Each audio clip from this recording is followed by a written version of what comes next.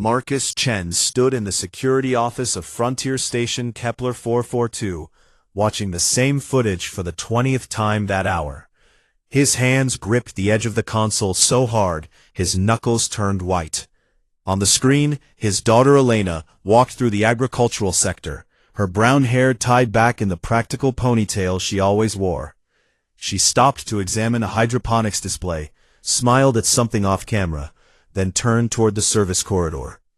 3 figures appeared behind her, tall, wrapped in environmental suits that hid their features completely. The timestamp showed 14:37 station time. At 14:38, Elena was gone. "Mr. Chen, we understand your frustration," Security Chief Ramirez said from behind him, her voice carrying that practiced sympathy that meant she had already moved on mentally. "But we have protocols." "Protocols?" Marcus turned to face her, his voice dangerously quiet. "My daughter has been missing for 6 hours, and you are talking about protocols?" Ramirez held up her hands in a placating gesture. "We have identified this as a smuggling operation," she continued, pulling up a data file on her tablet. "There have been 3 similar disappearances in the past 2 months, all young people between 12 and 16 years old." Marcus felt his stomach drop. 3 others? Why was there no station-wide alert? Why were parents not warned? "We did not want to cause panic," Ramirez said, avoiding his eyes, "and we have been working with the Colonial Authority to track the perpetrators." "Working with them how?" Marcus demanded. "Have you found anything? Do you know where they took these kids?" The security chief's silence told him everything he needed to know. Marcus had spent 15 years in the military, specializing in search and rescue operations on hostile worlds. He could read people as well as he could read terrain. Ramirez had nothing, no leads, no suspects, no plan. "The ion trail from their ship headed into uncharted space," she finally admitted. "We do not have the resources or authority to pursue beyond our jurisdiction." "Uncharted space," Marcus repeated, his mind already racing through possibilities.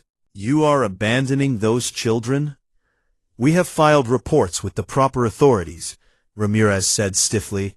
"The Colonial Defense Force will investigate when they have available ships in this sector, which should be within 3 to 4 weeks. 3 to 4 weeks? Marcus slammed his hand on the console, making the security chief jump. "Do you have any idea what can happen in 3 to 4 weeks? He turned back to the screen, studying every detail of the footage. The figures moved with purpose, not rushed, but efficient. They knew the station layout, knew which corridors had camera blind spots, knew exactly when to strike. This was not random. This was planned, professional. "I need access to the full sensor logs," Marcus said, his voice now calm, controlled.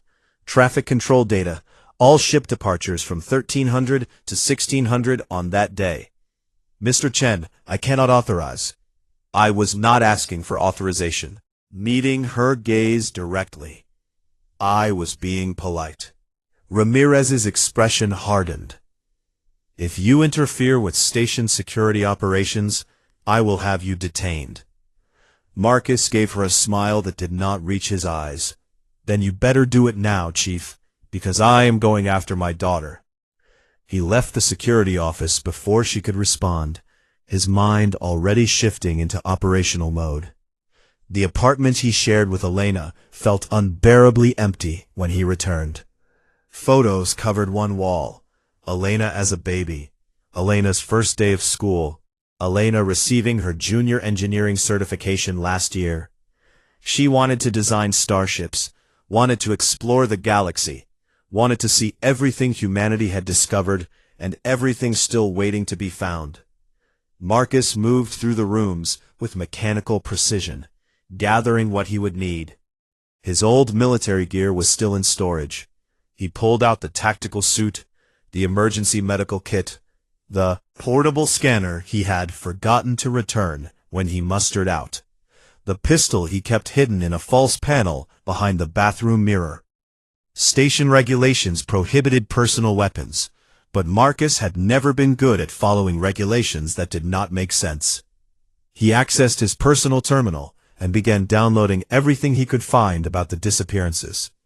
The Colonial Authority database was supposed to be secure, but 15 years of military service had taught him more than just search and rescue. The encryption was good, station-level good, but not military good. Within an hour, he had everything. Incident reports, witness statements, sensor data, even some classified files that Ramirez probably did not know existed. A pattern emerged. All the disappearances happened during shift changes, when corridors were less crowded. All the victims were young, healthy, intelligent. Elena had the highest test scores in her. All the departure vectors pointed toward the same general area of uncharted space, a region known locally as the Fade, because sensor readings became unreliable there. Marcus studied the star charts, overlaying the ion trail data from each disappearance. They converged on a point approximately 8 light-years from the station, deep in the Fade. Getting there would require a ship, and he knew exactly where to find one. Frontier Station maintained a small fleet of reconnaissance vessels for surveying nearby systems. The ships were fast, well-shielded, and equipped with long-range sensors. They were also kept in a low-security hangar, because no one expected anyone to be crazy enough to steal one. Marcus had always been a little crazy. He waited until the night shift, when the hangar would be staffed by a single technician focused more on his tablet than the security monitors. The reconnaissance ship, Swift Current, sat in bay. 3. Fueled and ready for a scheduled survey mission the next morning, Marcus moved through the hangar's shadows, using every trick he had learned in hostile extractions. The technician never looked up from whatever game he was playing. Getting into the ship was easy.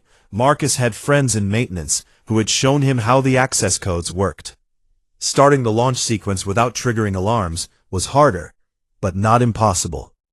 By the time the station traffic control realized what was happening, Swift Current was already clearing the docking clamps.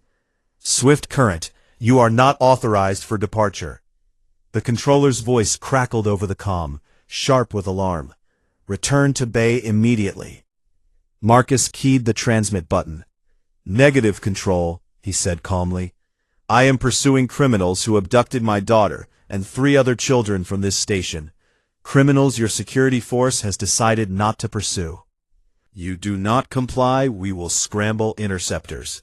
"Then you better scramble them fast," Marcus interrupted, already programming the jump coordinates, "because I am not stopping." He cut the connection and engaged the engines, feeling the familiar pressure as the ship accelerated away from the station. Behind him, alarms would be blaring, security teams would be mobilizing, Chief Ramirez would be furiously trying to explain how a civilian had stolen a military vessel. Marcus did not care. Ahead of him, somewhere in the darkness of uncharted space, Elena was waiting. He would find her. He would bring her home. And if anyone tried to stop him, they would learn exactly why Marcus Chen had been the best search and rescue specialist in his unit. The jump drive spooled up, reality warping around the ship as it prepared to leap across light years in an instant. Marcus took one last look at the station shrinking in the view screen. Then engaged the drive. Space twisted, stars stretched into lines of light, and Swift Current vanished into the Fade. The hunt had begun. The Fade lived up to its name. Marcus watched his instruments flicker and jump as Swift Current pushed deeper into uncharted territory. Sensor ghosts appeared and vanished, phantom contacts that probably did not exist. The ion trail he was following grew stronger, which meant he was getting close. 3 days of hard flying had taken him far beyond any registered human exploration. Out here, there were no shipping lanes, no emergency beacons, no rescue if something went wrong. Out here, he was completely alone. The trail led to something massive. At first, Marcus thought his sensors were malfunctioning again, showing a reading too large to be a ship. Then it appeared on visual. A derelict space hulk, the size of a small city, tumbling slowly through the void. The design was unlike anything in human databases, Organic curves instead of angular efficiency. Structures that seemed to grow rather than be built. Hull plating that shimmered with colors that should not exist in normal space. "What the hell is that?" Marcus muttered, bringing Swift Current closer, carefully. The Hulk showed no power signature, no active systems, nothing to indicate it was anything but a dead relic. But the ion trail led directly to it, disappeared inside a massive breach in the hull. Someone had been here recently. Someone might still be here. Marcus maneuvered his ship through the breach, activating every light and sensor Swift Current possessed. The interior was vast, corridors wide enough to fly a small shuttle through, chambers that could have held entire apartment blocks. Everything was dark, silent, abandoned, but his sensors picked up something unexpected: life support. Somewhere deep in this dead hulk, air was being generated, temperature maintained. Marcus landed Swift Current in what might have been a hangar. It was hard to tell with alien architecture. He suited up, checked his weapons, and ventured into the darkness. The corridors were eerily beautiful, even in decay. Walls covered in patterns that might have been writing, or art, or something else entirely. Doorways shaped like they were designed for beings much taller than humans. Technology he could not begin to understand, fused into surfaces that seemed partly metal, partly something organic. Marcus activated his helmet recorder, documenting everything. If he did not make it back, at least someone might learn something from what he found. The life support signature led him deeper into the hulk, through chambers filled with equipment that might have been computers or might have been sculpture. He found evidence of recent habitation. Discarded food containers from a dozen different species. Sleeping pallets, waste that had not been there long. This place was being used as a way station. The smugglers had been here. Here. Marcus's heart pounded as he followed the trail through a maintenance corridor, his weapon raised and ready.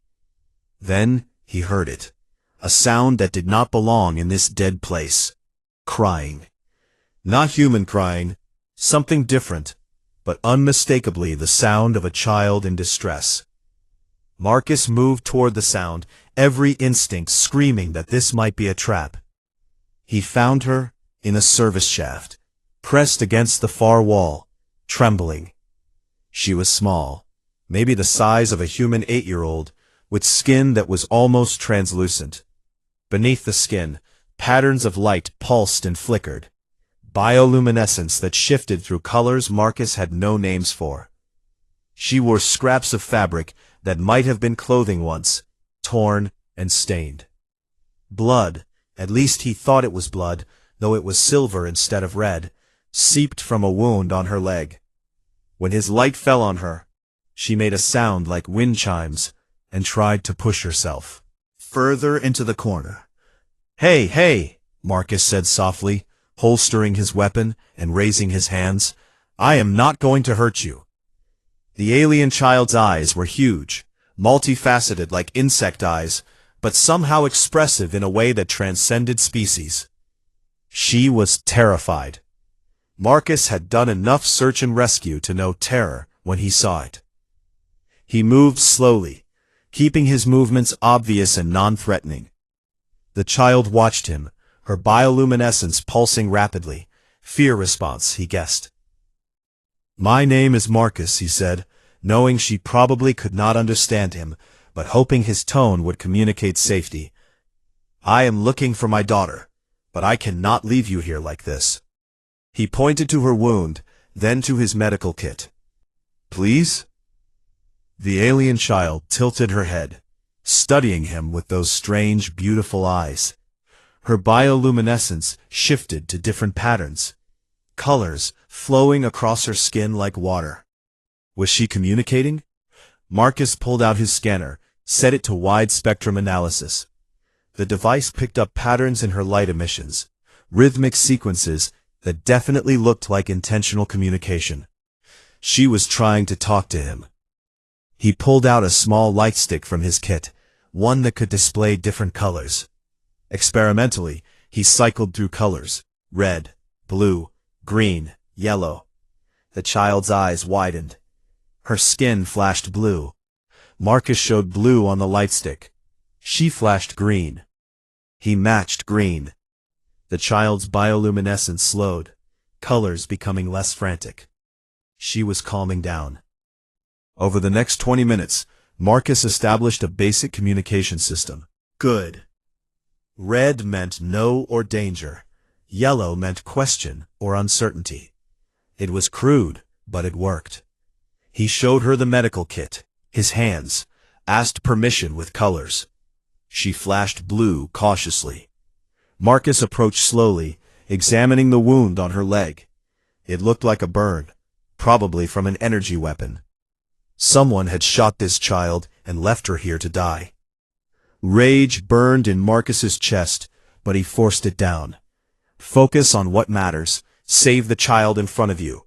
His military medical training had covered a lot of scenarios, but alien physiology had not been one of them. Still, some basics were universal. Stop bleeding. The silver blood was clotting slowly on its own, but he could help with pressure and a sterile dressing. Prevent infection. He had broad-spectrum antimicrobials that probably would not hurt.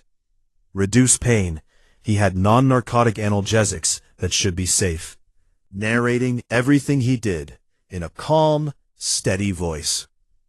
The child watched him with those huge eyes, occasionally flashing colors that might have been questions. When he finished bandaging her leg, she reached out one small, translucent hand and touched his faceplate gently. Her bioluminescence pulsed in a pattern that felt like gratitude. "You are welcome," Marcus said softly. "Can you walk?" She tried to stand, wobbled, and Marcus caught her before she fell. The child was light, incredibly light. Her bones must be hollow, or her species just naturally delicate. She would not survive alone in this place. Marcus made a decision. "I am going to call you Stella," he said, "because you light up like a star. Is that okay?" The child, Stella, looked up at him and flashed blue. Yes. Marcus helped her sit down, then pulled out his rations. He had no idea what her species ate, but protein bars were pretty universal. Examined the bar cautiously, then took a tiny bite. Her bioluminescence shifted to a warm orange color that looked like pleasure. While she ate, Marcus explored the area around them, finding more evidence of the smugglers' operation. Empty stasis pods, restraint equipment, documents in multiple languages, advertising exotic specimens for discerning collectors. His blood ran cold.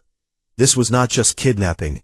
This was trafficking, selling sentient beings like they were pets or trophies.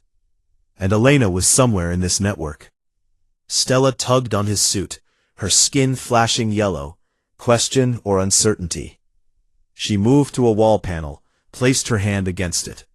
The panel lit up in response, and suddenly the corridor around them came alive with light. Holographic displays appeared, showing star maps, ship routes, locations marked with symbols Marcus could not read. Stella's people had built this place.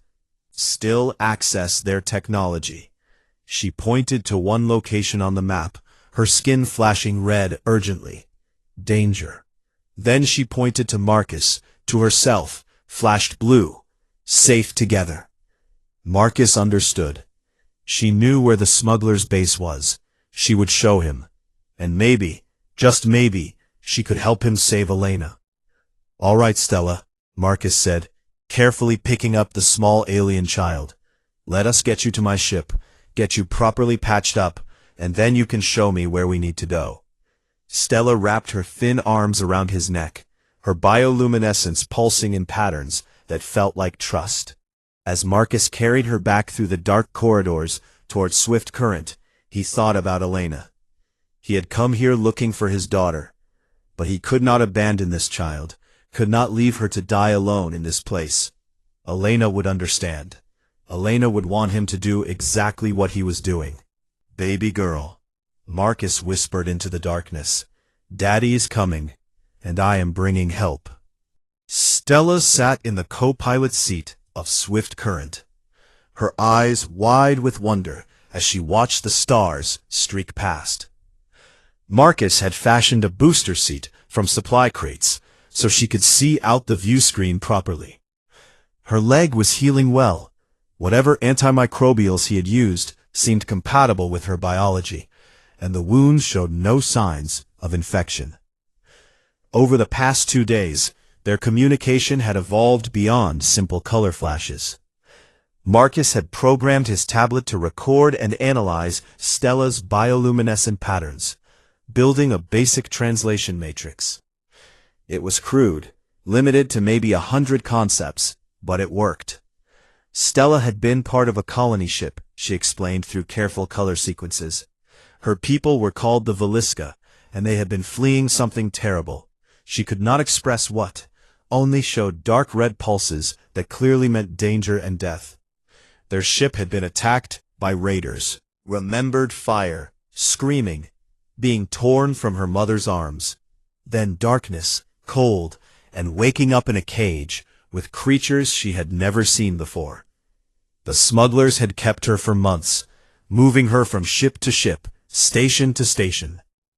She had been scheduled for auction when something went wrong, a dispute between smugglers, weapons fire, chaos. In the confusion, Stella had escaped into the Hulk's service passages. She had been hiding there for days, wounded and alone, when Marcus found her. Now she sat in his ship, eating protein bars and fruit paste, showing him star charts that only she could read. This one, Stella's skin pulsed as she pointed to a location on the navigation display. Bad place, many cages.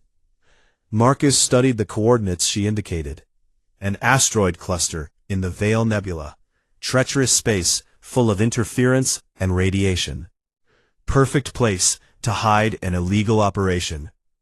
How many children? Asked, using the color code they had established. Stella's bioluminescence dimmed as she held up both hands, flashing numbers. More than 20. Marcus felt his jaw tighten. 20 children, stolen from their families, caged like animals, waiting to be sold to the highest bidder. And one of them was Elena. We will get them out, Marcus said firmly. All of them. Stella looked at him, her huge eyes reflecting the starlight. Her skin pulsed a question. How? Marcus pulled up everything he had on the asteroid cluster, running tactical scenarios in his head. A direct assault would be suicide. He had no backup, no heavy weapons, just a reconnaissance ship and a pistol. But he did have something the smugglers would not expect. Stella. Over the next several hours, Marcus taught Stella about human technology while she taught him about Veliska systems. The ancient Hulk had been built by her people generations ago, and many smugglers used Veliska salvage technology without understanding it. Stella could interface with those systems. She could open locks, disable security, create false sensor readings. You are brilliant, Marcus said, watching her manipulate a practice terminal he had set up. Your people must be incredibly advanced. Stella's bioluminescence turned a sad blue-gray. We're advanced, the translation matrix interpreted. Now scattered, hiding, dying. Marcus reached out and gently touched her shoulder. Not all of you, he said. You are here, and you are strong, and you survived. Stella looked up at him, and for a moment her skin flashed with colors he had not seen before. Warm golds and soft oranges that the translator marked as family feeling and belonging. She reached into a pocket in her torn clothing and pulled out something small and crystalline. With careful movements, she used her bioluminescence to activate it. Holographic display appeared, showing 2 tall Veliska adults with a small child between them. The child was Stella, younger, her patterns bright and cheerful. Mother, father, her skin pulsed, gone now. Marcus felt a lump in his throat. He pulled out his own datapad, showed Stella a photo of Elena, laughing at something off camera. My daughter, he said, taken like you were taken. I will find her. Stella studied the image carefully, then flashed a determined red-blue pattern the translator interpreted as, "We find her together." They spent the rest of the journey preparing. Marcus showed Stella how to use a communicator, how to navigate human ship systems, basic safety protocols. Stella showed Marcus weak points in Velisca technology, how to spot concealed doors, how to override security without triggering alarms. They practiced coordination, developing hand signals and light signals for silent communication. Amazed at how quickly Stella learned. Despite her trauma, despite being alone and afraid, she was sharp, adaptive, brave. She reminded him of Elena in some ways, that same fierce determination, that refusal to give up. The asteroid cluster appeared on sensors as they approached.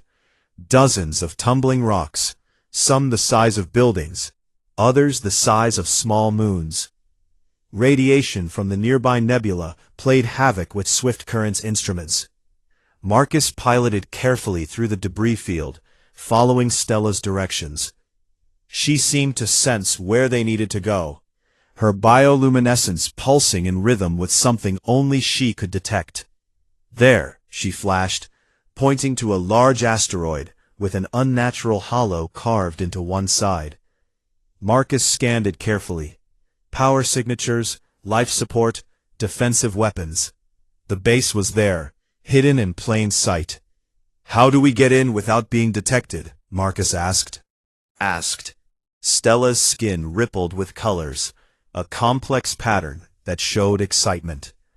She pointed to the Swift Current's identification transponder. "Change signal," the translator interpreted. "Make them think we are them." Marcus grinned. "Stella, you are a genius."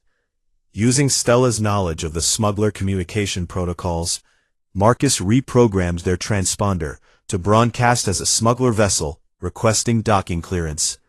The response came quickly. "Proceed to Bay 7, state your cargo." "Cargo recovered from the Kepler sector," Marcus transmitted, keeping his voice neutral. "One Velisca juvenile, intact." He hated saying it, hated reducing Stella to cargo, but it was what the smugglers would expect. Stella flashed blue. She understood. She was not offended. The docking bay doors opened, revealing a cavernous space carved into the asteroid's interior. Marcus guided Swift Current inside, his heart pounding. Was it the moment of truth? As the ship settled onto a landing pad, Marcus saw armed guards approaching. "Stay hidden," he told Stella. "When I give the signal, you access their systems and cause chaos. Can you do that?" Stella's bioluminescence pulsed with fierce determination. "Blue, yes." Marcus checked his pistol, took a deep breath, and opened the airlock. The lead guard was a Krax, a species known for their mercenary work, heavily built, with thick armor-plating skin. "Where is the merchandise?" the Krax growled. "Secured in the hold," Marcus said calmly. "But I want to see the auction inventory first. Make sure my finder's fee is appropriate." The guard's eyes narrowed suspiciously. "That is not protocol." Marcus pulled his pistol and fired in one smooth motion, dropping the Krax with a shot to the throat, one of the few vulnerable points on their species. The other two guards scrambled for weapons, but Marcus was faster, better trained, and fighting for something they could never understand. Within seconds, all three were down. "Stella, now!" Marcus shouted. Alarms immediately began blaring throughout the base. Emergency doors slammed shut randomly. Gravity fluctuated wildly. Lights strobed in patterns that would disorient anyone not prepared for them. Stella was in their systems, creating absolute havoc. Marcus ran toward the detention area, following the layout Stella had shown him. More guards appeared, but they were confused, disoriented by the chaos. Marcus fought through them with brutal efficiency. He had not come this far to fail now. Behind him, he heard Swift Current's engines roar to life. Stella was piloting the ship. They had practiced this, planned for it. The ship smashed through a security checkpoint, clearing Marcus's path. Then he saw them, rows of cells, each containing children of different origins. Species, P. Humans, Veliska, species Marcus recognized, and species he had never seen before. And in cell 17, brown hair tangled, face dirty but defiant, was Elena.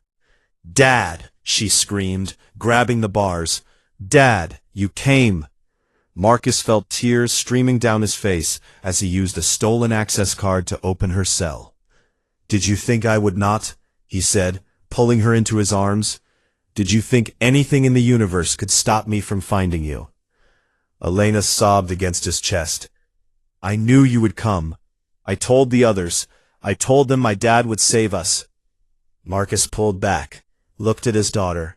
"Then let us not disappoint them," he said. "Help me get everyone out." Marcus and Elena moved through the detention block with desperate speed, opening cell after cell. Children poured out. Some ran immediately. Some stood frozen in shock. Some were too weak to walk.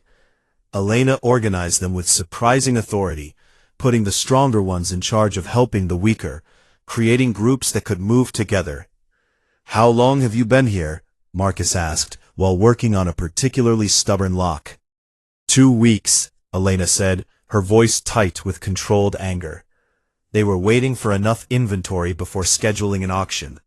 "I have been helping the little ones, trying to keep them calm." Marcus felt a surge of pride mixed with heartbreak. His daughter had been terrified, trapped, but she had still found the strength to help others. She was braver than he had ever been. A small Veliska child grabbed Elena's hand, bioluminescence pulsing fearfully. Elena knelt down, somehow understanding the light, patterns, and spoke soothingly. "It is okay. We are getting out of here," she said gently. "My dad is the best at this stuff, I promise." Marcus recognized some of Stella's color patterns in the child's responses. Stella must have taught Elena basic Veliska communication.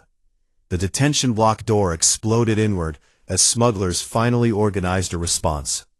Marcus shoved Elena and the children behind a heavy support pillar, returning fire with precise shots. He was outnumbered 20-1, but they had to come through a narrow doorway, while he had cover and motivation. 3 smugglers went down before they retreated to regroup. "We need another exit," Marcus shouted. Swift currents smashed through the wall. Stella sat in the pilot seat, her small hands somehow managing controls designed for adult humans. Her bioluminescence blazed with fierce joy. "Stella!" Elena cried out in delight, running toward the ship. Embraced, Stella's lights pulsing happiness. Elena laughing through tears. "Everyone on board, now!" Marcus ordered, laying down covering fire as the children scrambled up the loading ramp. He counted heads. 23 children, all different species, all scared but alive. Elena was the last one before him, helping a tiny insectoid child who could barely walk. Marcus was about to follow when he heard footsteps behind him. He spun, raising his weapon, but was too slow. Pain exploded across his ribs as an energy blast caught him. Marcus staggered, fired back, heard someone scream. He stumbled toward the ship, vision blurring. Elena appeared in the airlock, her face pale with horror. "Dad! Get back inside!" Marcus shouted, firing blind behind him. More energy blasts scorched the air around him. He felt another hit, this one to his shoulder. The world tilted sideways. Strong hands grabbed him, more hands than Elena should have, human hands and alien ones working together. The children were pulling him aboard. "Close the ramp," Marcus gasped. "Stella, get us out of here." The loading ramp sealed as Swift Current's engines roared to full power. Stella piloted the ship with reckless abandon, smashing through walls, dodging weapons fire, showing skills that should have been impossible for someone so young. The Veliska must be natural pilots. They burst out of the asteroid base into open space. Behind them, the base's defense systems came online, launching pursuit fighters. Marcus tried to stand, to get to the controls, but his legs would not cooperate. He had lost too much blood. "Dad, stay down," Elena commanded, already breaking open the medical kit with practiced efficiency. She had seen him do field trauma care 100 times, had insisted he teach her, because what if you get hurt and I need to help? Keeping him alive. Marcus watched his daughter work, saw her hands shake, but her movements stay precise. She applied pressure to his wounds, administered pain medication, hooked up a portable blood oxygenator. "Elena," Marcus whispered, "I am so proud of you." "Do not talk, save your strength," Elena said, but tears streamed down her face. "Stella, can you lose those fighters?" Stella's bioluminescence pulsed acknowledgement. The ship twisted through impossible maneuvers, using the asteroid field for cover, but the fighters were faster, better armed.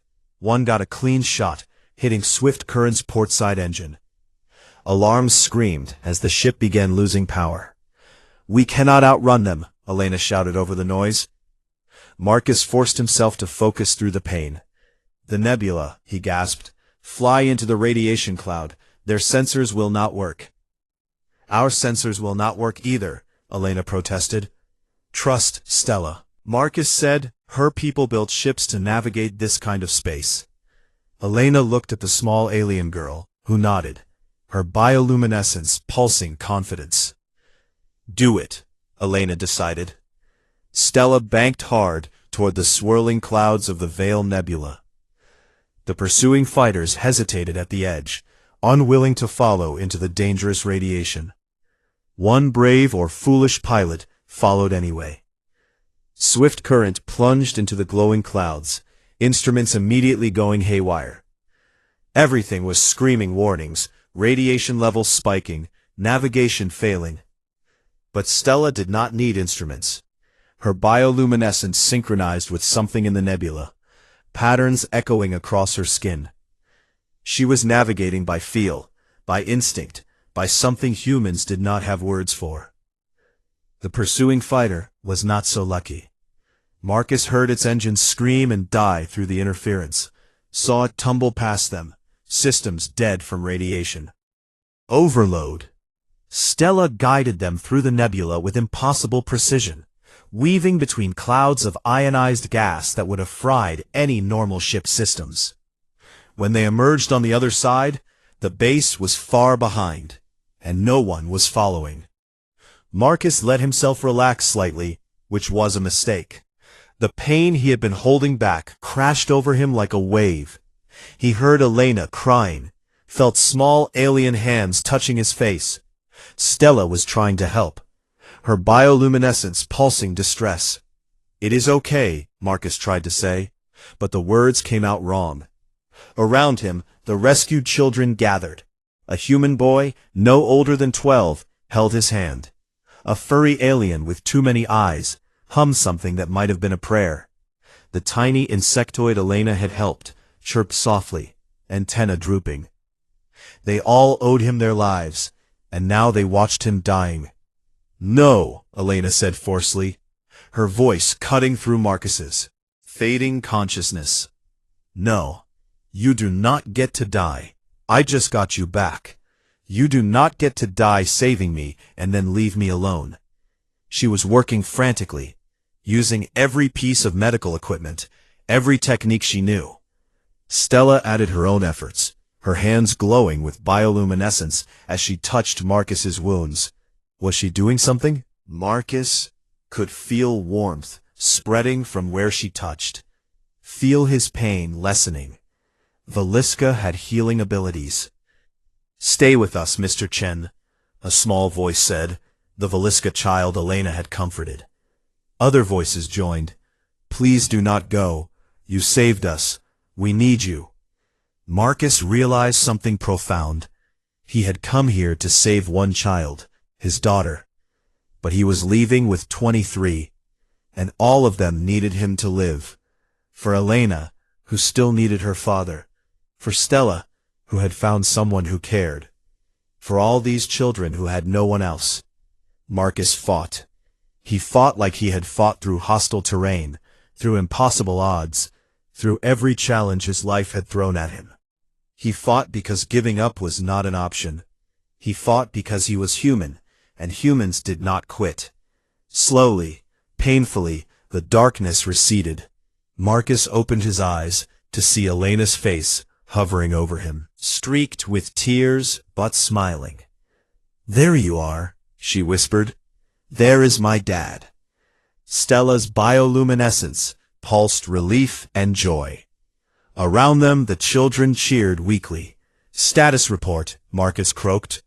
Elena laughed, the sound slightly hysterical. "We are alive, we are free, and you are too stubborn to die," she said. "I would call that a win." Marcus looked around at the crowded ship, at children of a dozen species huddled together. "We need to get them home," he said. "We need to get you to a hospital," Elena countered. "After," Marcus insisted. "First, we make sure they are safe." "Dad." "That is an order, junior officer," Marcus said with a weak smile. Elena rolled her eyes, but smiled back. "You are impossible." "I learned from the best," Marcus said, squeezing her hand. "You did good, baby girl. You kept them safe while I found you." "We kept each other safe," Elena corrected, looking at Stella. "At the other children. That is what you do for family." Marcus nodded, then looked at Stella. The small Veliska child was exhausted, her bioluminescence dim. "You saved my life," he said. Stella's skin pulsed a gentle pattern the translator read as "family saves family." Marcus felt something shift in his heart. He had come here looking for one daughter, but maybe he was going home with two. The Colonial Authority Station at Kepler 442 had never seen anything like it. Swift Current limped into Docking Bay 7, hull scarred, engines barely functional, packed with 23 rescued children from 8 different species. Marcus Chen was on a stretcher, barely conscious but alive. Elena refused to leave his side. Stella held Elena's hand, her bioluminescence pulsing protective patterns. The station erupted into chaos. Medical teams rushed to treat the wounded. Diplomatic corps scrambled to contact homeworlds and embassies. Security forces tried to understand what had happened. And Chief Ramirez stood in the middle of it all, staring at Marcus like she could not believe what she was seeing. "You stole a ship," she said flatly. "I did," Marcus agreed from his stretcher. "You went into uncharted space alone." "I did." "You assaulted a criminal base single-handedly." "Mostly single-handedly," Marcus corrected, gesturing to Elena and Stella. "I had excellent help." Ramirez looked like she wanted to scream, arrest him, and promote him all at once. "There will be an inquiry," she finally said. "Charges, investigations, diplomatic incidents." "Will there be children going home to their families?" Marcus interrupted. Ramirez paused, looked at the children being treated by medical teams, looked at parents arriving who had thought they would never see their sons and daughters again. "Yes," she admitted quietly. "Then I will face whatever consequences come," Marcus said. "But those children are alive because someone went after them when the proper authorities decided it was too difficult." The inquiry took 3 weeks. During that time, Marcus recovered from his injuries in a station hospital room that became a revolving door of visitors. Parents of rescued children came to thank him, many in tears. Diplomatic representatives came to take statements, document evidence, build cases against the smuggling network. And every day, without fail, Elena and Stella came. The 2 girls had become inseparable. Stella was learning human languages at an incredible rate, her natural intelligence finally given proper education. Elena was learning Veliska bioluminescent communication, could hold basic conversations in light patterns. They did homework together, played games, planned designs for theoretical spaceships that incorporated both human and Veliska technology. Watching them, Marcus realized something important. Stella had no family to go back to. The Veliska colony ship had been destroyed. Her parents were gone. Most of her people were scattered across the galaxy, hiding in refugee settlements, trying to survive. She had nowhere to go. "I want to adopt her," Marcus told the social services coordinator, assigned to Stella's case. Patient woman named Dr. Patel looked surprised. Mr. Chen, cross-species adoption has never been done before, she said carefully. There are no legal frameworks, no precedents. Then we will make one, Marcus said firmly. That little girl saved my life, helped me save my daughter, and right now she is sleeping in our guest room because she has nightmares about being alone. I am not letting her go into some refugee system. Dr. Patel looked at him thoughtfully. You understand this will be complicated? That the Galactic Council will need to approve? That there will be opposition? I understand that Stella needs a family, Marcus said, and Elena needs her sister, and I am not giving up.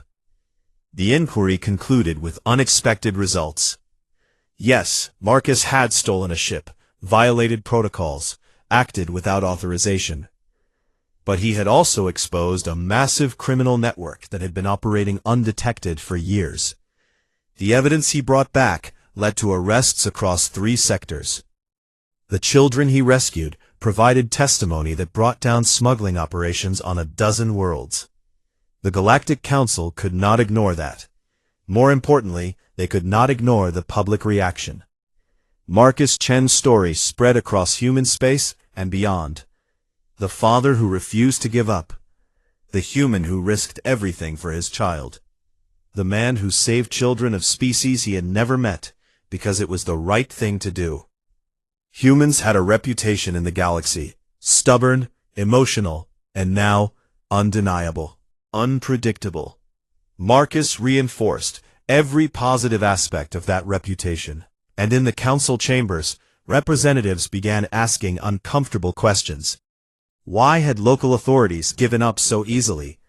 Why were there no systems in place to track missing children across species lines? Why was there no galactic response to trafficking? The Veliska delegation, what little remained of their government, approached Marcus personally. You saved one of our children, their representative said, a tall, elegant being whose bioluminescence was dignified gold. You protected her when her own people could not. We are grateful beyond words. Stella is special, Marcus said simply. She deserves to be safe, to be happy. You wish to adopt her? If she wants that, yes. The Veliska representative's bioluminescence shifted to warm colors. Our people have a tradition, she said. When a child is orphaned, any adult who saves their life may claim parental rights. It is our highest honor. You have already earned this by our laws. Marcus felt his throat tighten. She wants this. Stella wants to stay with us. Why do you not ask her? Stella was waiting outside with Elena. Both girls looked nervous, hopeful, scared. Marcus knelt down, so he was at Stella's eye level. Stella, he said gently, you know you do not have to stay with us. We can find your people, find you a Veliska family. Stella's bioluminescence flashed red urgently. No, no, no. She threw her small arms around Marcus's neck, patterns pulsing frantically. The translator on his tablet spoke. You are my family, you and Elena. Please do not send me away, please. Marcus hugged her tight, this small alien child who had been through so much. Never, he promised. If you want to stay, if you want to be my daughter too, then nothing in this galaxy will take you away. Stella's bioluminescence blazed with joy. Elena joined the hug, all 3 of them holding each other. The Veliska representative watched with obvious emotion. We'll support this adoption fully, she said, and we will propose to the Galactic Council a new treaty, the Chen Accord, protecting displaced children of all species, ensuring they receive care, assistance, and family placement regardless of where they are found. Marcus looked up, surprised. You are naming it after me? You showed the galaxy what should have been obvious, the representative said. That children are precious, that families transcend species, that doing the right thing matters more than following convenient protocols. The Chen Accord passed the Galactic Council 6 months later. It established cross-species child welfare agencies, tracking systems for missing juveniles, rapid response teams for trafficking cases, and protections for orphan children throughout explored space. It also formally recognized cross-species adoption, creating legal frameworks that had never existed before. Of Stella Chen, the first officially recognized cross-species adoption in galactic history. Their apartment on Frontier Station grew crowded but happy. Stella's room filled with both human and Veliska items, toys, books, technology, art. Elena taught her sister about human culture, movies, music, terrible jokes. Stella taught Elena about Veliska history, science, the beauty of light-based communication. They fought like sisters, laughed like sisters, protected each other like sisters. Marcus watched them do homework together, Elena helping Stella with human languages, Stella helping Elena with advanced mathematics that came naturally to Veliska minds. He watched them design spacecraft that incorporated ideas from both their species. He watched them become a family. One evening, Marcus found Stella sitting alone on the apartment balcony, looking at the stars. Her bioluminescence was dim, melancholy colors. "Hey, little star," Marcus said gently, sitting beside her. "What is wrong?" Stella's patterns pulsed sadness. "I miss them," the translator said. "My first parents, my people." Marcus put his arm around her shoulders. "I know," he said softly, "and that is okay. You should miss them. They were your family." "But you are my family now," Stella pulsed. "Am I bad for having two families?" "No," Marcus said firmly. "You are not bad. You are lucky. Your first parents loved you. I am sure of it, and they would be happy you found people to love you again." Stella leaned against him. "Do you think they would like you and Elena?" "I think they would be grateful," Marcus said. "Just like I am grateful. They made such a brave, smart, wonderful daughter." Stella's bioluminescence shifted to warmer colors. "I love you, Dad." It was the first time she had called him that. Marcus felt tears in his eyes. "I love you too, Stella." Together, human father and alien daughter watching the stars. Inside, Elena was working on a project, designing a memorial for the children who had not been rescued, the ones still lost. She had her father's determination, his refusal to accept injustice. And now, she had a sister who could help her change the galaxy. Marcus thought about the day Elena had disappeared, about the desperation that had driven him into unknown space. He had gone looking for one daughter, but the galaxy had given him two, and in the process had learned an important lesson, that families were not defined by species or biology, that courage and love transcended any boundary, that humans, stubborn, emotional, unpredictable humans, would never stop fighting for their children, all of their children. The hunt had ended, but the real work, building a better galaxy, protecting the vulnerable, proving that different species could be family, was just beginning. And Marcus Chen, former soldier, father of two, was ready for it. After all, humans did not quit. They never had, they never would.